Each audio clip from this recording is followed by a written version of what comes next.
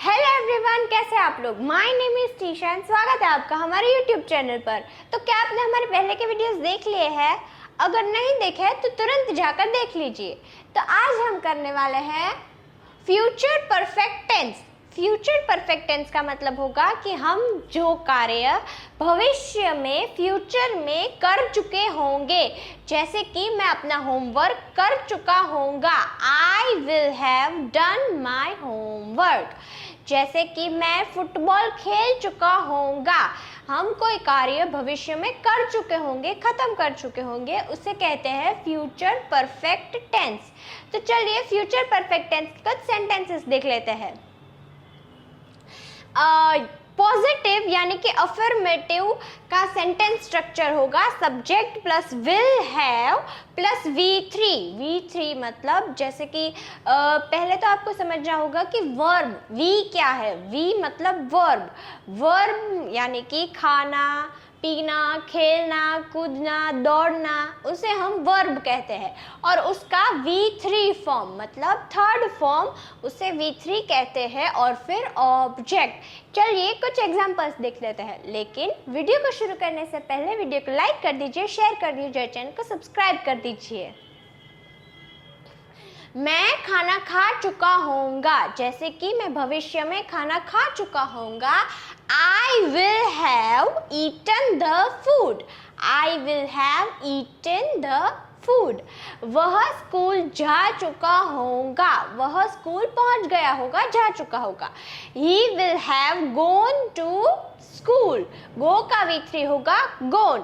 वे काम पूरा कर चुके होंगे, they will have completed. अथवा तो आप यहाँ पर finished भी लिख सकते हैं कि they will have finished the work और they will have completed the work.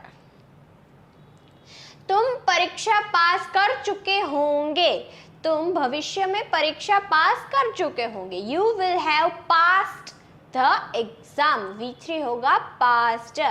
वह स्कूल जा चुका होगा, वह स्कूल जा चुका होगा, he will have gone to school.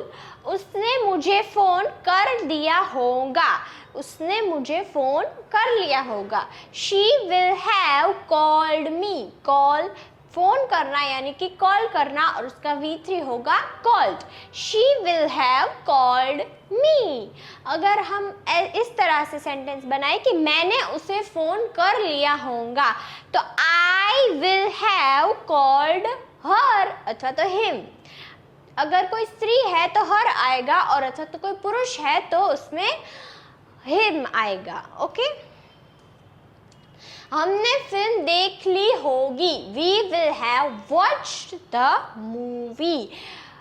देखना यानी कि watch और उसका V3 होगा watched. we will have watched the movie.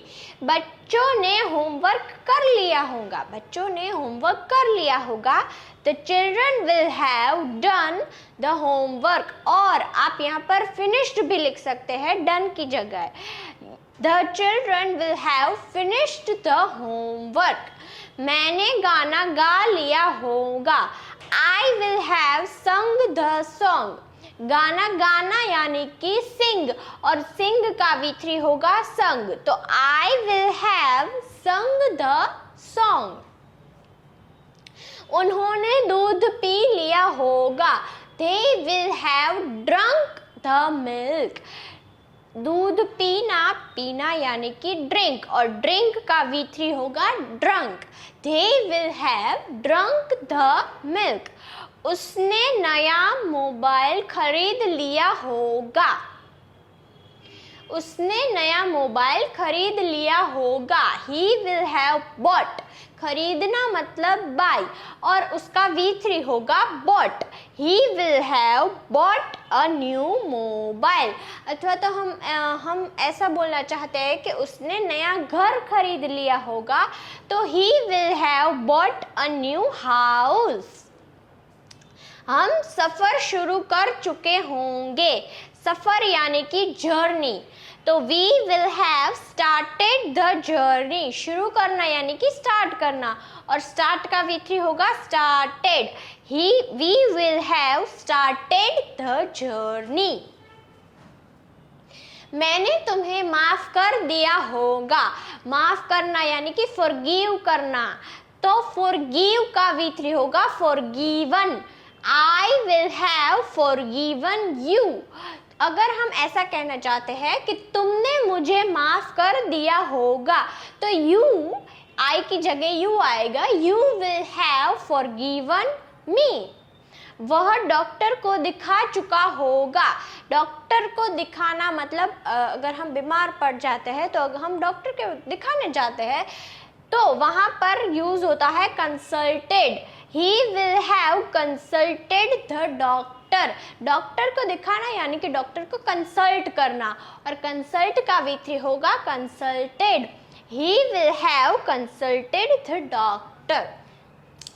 मैंने तुम्हारी बात सुन ली होगी। I will have listened to you। सुनना मतलब listen करना, और listen का V3 होगा listened। I will have listened to you। तुमने मेहनत कर ली होगी। मेहनत करना यानी कि हार्ड वर्क करना, वर्क हार्ड करना, और वर्कड हार्ड ये वर्क का V3 है, इसलिए worked hard. You will have worked hard. अगर हमें ऐसा बोलना है कि मैंने मेहनत कर ली होगी, तो यू के बजाय आई आ जाएगा। I will have done, I will have worked hard. उसने किताबें पढ़ ली होंगी। किताबें पढ़ना, पढ़ना यानी कि रीड। लेकिन देखिए, रीड का V2, V3 और V1 सभी का स्पेलिंग सेम होता है, लेकिन इसका जो प्रोनाउंसिएशन है, उच्चार जो है वो अलग अलग हो जाएगा।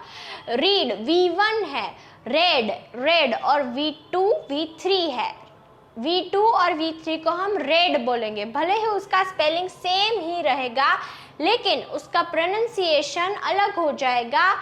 V2 और V3 का होगा रेड, रेड, RED, जैसे को RED रेड है, उसे हम जो बोलते हैं वो हो जाएगा red. She will have read the books। मैंने तस्वीर खींच ली होगी। I will have taken the picture।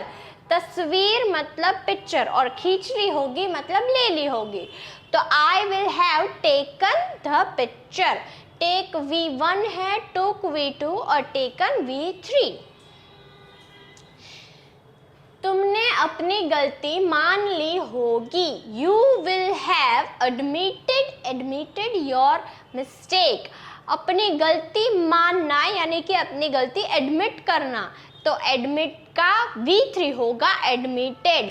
You will have admitted your mistake। गलती यानी कि मिस्टेक। उन्होंने मुझे गले लगा लिया होगा। गले लगाना यानी कि हग करना।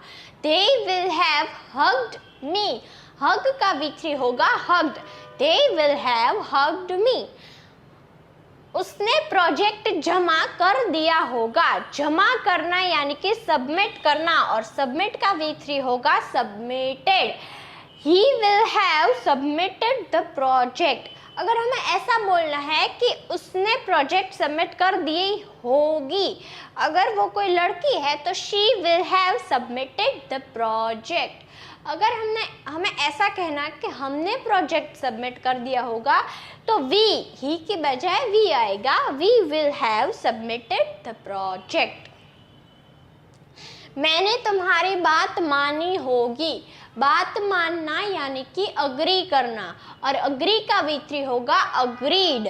I will have agreed with you। उसने मेरी बात मान ली होगी। He will have agreed with me। You की बजाय me आ जाएगा। बच्चों ने दूध पी लिया होगा। The kids will have drunk milk। मैंने आगे भी बताया था, पीना यानी कि ड्रिंक, और ड्रिंक का V3 होगा ड्रंक मिल्क। हमने मौसम का आनंद लिया होगा। आनंद लेना यानी कि एंजॉय करना, और एंजॉय का V3 होगा enjoyed. We will have enjoyed the weather, मौसम यानी कि weather, इसलिए we will have enjoyed the weather। Negative sentence structure देख लेते हैं। Subject plus will not have plus V3 plus object. देखिए ध्यान रखिएगा, विल और हैव के बीच में नॉट आएगा हमेशा। विल और सबसे पहले हम याद करते हैं विल बी वाले वीडियो में विल और बी के बीच में नॉट आता था, अब इसमें विल और हैव के बीच में नॉट आएगा, हमेशा याद रखिएगा। She will not have, she will not have हम यहाँ पे रीड कर देते हैं। She will not have read books, read नहीं आएगा, रेड आएगा। चलिए एग्जाम्पल्स देख लेते हैं। मैं खाना नहीं खा चुका हूँगा। I will not have eaten the food। खाना खाना यानी कि eat, और eat का V3 होगा eaten। I will not have eaten the food। वह स्कूल नहीं गया होगा। He will not have gone to school। वे काम पूरा नहीं कर चुके होंगे। वे काम पूरा नहीं कर चुके होंगे, तो they will not have completed the work, अथवा तो they will not have finished the work। तुम परीक्षा पास नहीं कर चुके होंगे। You will not have passed the exam। उसने मुझे फोन नहीं किया होगा। She will not have called me। हमने फिल्म नहीं देखी होगी। We will not have watched the movie। Watch यानी कि देखना। अगर हम कोई स्क्रीन पर कोई कुछ भी देख रहे हैं, जैसे कि फ़ोन है, लैपटॉप है, टीवी है, अगर कुछ भी हम स्क्रीन पर देख रहे होते हैं, उसके लिए हमेशा यूज़ किया जाता है वॉच, और वॉच का V3 होगा watched. We will not have watched the movie। बच्चों ने होमवर्क नहीं किया होगा। The children will not have done the homework। The children will not have finished the homework। Done के बजाय आप finished भी यूज़ कर सकते हैं और completed का भी यूज़ कर सकते हैं। The children will not have completed the homework। मैंने गाना नहीं गाया होगा। I will not have sung the song। गाना गाना यानी कि sing, और sing का V3 होगा sung the song। उन्होंने दूध नहीं पिया होगा। They will not have drunk the milk। उसने नया मोबाइल नहीं खरीदा होगा। खरीदना यानी कि buy, B-U-Y, B-U-Y।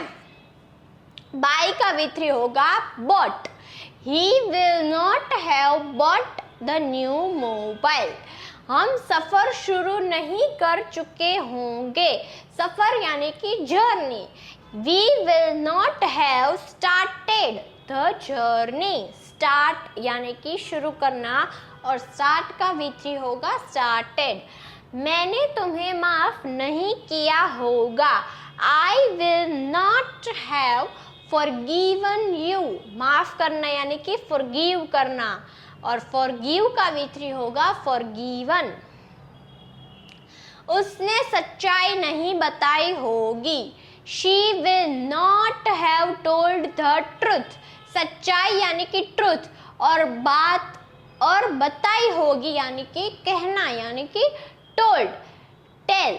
टेल का V3 told हो जाएगा। She will not have told the truth। मैंने मदद नहीं की होगी। I will not have helped। हमने पूजा नहीं की होगी। We will not have worshipped। पूजा करना यानी कि worship करना, और worship का V3 होगा worshipped। कहानी नहीं सुनाई होगी। You will not have told the story. मैंने घर साफ नहीं किया होगा। I will not have cleaned the house. साफ करना यानी कि क्लीन करना, और क्लीन का V3 हो जाएगा क्लीन्ड। उसने खत नहीं लिखा होगा। He will not have written। Right लिखना यानी कि राइट, और राइट का V3 होगा रिटन द लेटर। खत यानी कि लेटर। उन्होंने गाड़ी नहीं धोई होगी। धोना यानी कि वॉश करना, और वॉश का जो V3 होता है वो होता है वॉश्ड। तो they will not have washed the car. मैंने टिकट बुक नहीं की होगी। तो I will not have booked the ticket। Book V1 है, बुक का V3 booked हो जाएगा ED। I will not have booked the ticket। उसने सब्जी नहीं काटी होगी। She will not have chopped। काटना यानी कि चॉप करना, और चॉप का V3 होगा chopped। She will not have chopped the vegetables। Fruits होंगे यहाँ पर, अगर यहाँ पर फ्रूट्स है तो she will not have chopped the fruits। Interrogative के सेंटेंस स्ट्रक्चर होगी will। सबसे पहले will आ जाएगा, उसके बाद सब्जेक्ट, फिर have, फिर V3 प्लस ऑब्जेक्ट एंड फिर क्वेश्चन मार्क। तो चलिए एग्जांपल्स देखते हैं। क्या मैं खाना खा चुका होऊंगा? Will I have eaten the food? Eat और उसका V3 eaten। Will I have, सबसे पहले will आएगा, उसके बाद सब्जेक्ट आएगा और फिर have आएगा। जैसे कि यहाँ पे है will सबसे पहले, उसके बाद सब्जेक्ट, उसके बाद have और फिर V3 और उसके बाद ऑब्जेक्ट एंड क्वेश्चन मार्क। क्या वह स्कूल गया होगा? Will he have gone to school? क्या वह मंदिर गया होगा? Will he have gone to temple? क्या वे काम पूरा कर चुके होंगे? Will they have completed the work? Will they have finished the work? अथवा तो हम done भी यहाँ पे यूज कर सकते हैं, जैसे कि will they have done the work? इस एक सेंटेंस को हम 3 अंदाज से बोल सकते हैं। Will they have completed the work? Will they have finished the work?